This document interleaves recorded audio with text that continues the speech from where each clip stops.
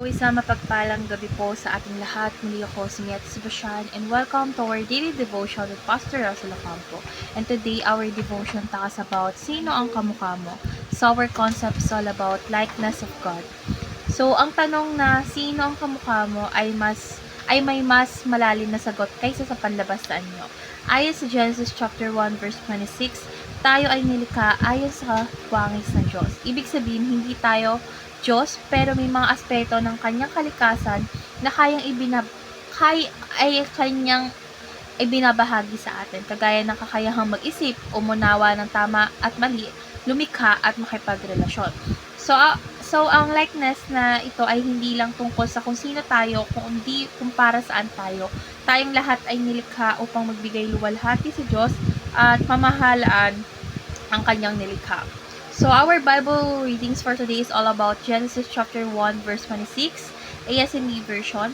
Pagkatapos, sinabi ng Diyos, lalangin natin ang tao ayon sa ating larawan at maging kawangis natin, at siya ang mamamahala sa mga isda sa dagat, sa mga ibon sa langit, sa mga hayop sa buong lupa, at sa lahat ng gumagapang sa lupa.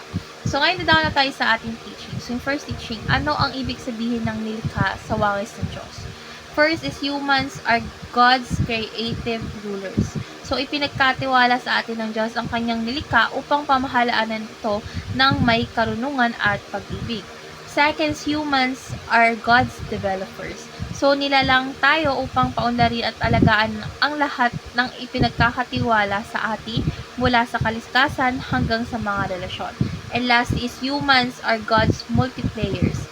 So, tinawag tayong magpakarami or magparami, hindi lang sa anak, kundi sa bunga ng pananampalataya, mabubuting gaba, at impluensyang may saysay.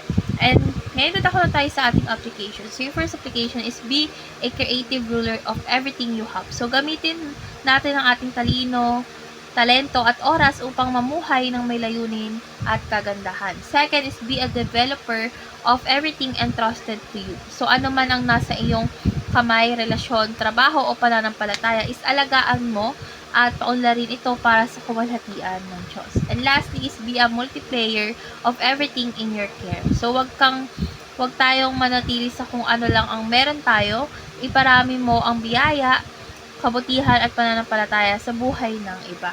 So ngayon na tayo sa ating last part of our discussion, and our discussion talks about on a scale of 1 to 10, with 10 being the highest, how much of a developer, multiplayer are you? So, para sa akin, siguro na lang yung yung kumikilos ako sa church or sa ministry namin na walang hinihinging kapalit. Since as a developer or a multiplayer, you should know you should know kung ano ba yung dapat mong gawin. Kasi, kapag nasa ministry ka, ibig sabihin, sinasacrifice mo yung buong isip mo, buong puso mo na i-develop doon sa ministry na yun. And ganun din kapag kunwari may pinapagawa sa amin sa church or kaya sa iba, sa bahay nila boss, ganun. For me kasi, kapag naghihintay ka ng kapalit, syempre, yung tingin nila sa'yo, hindi ka katiwala, na parang nag-aantay ka na lang ng may kapalit.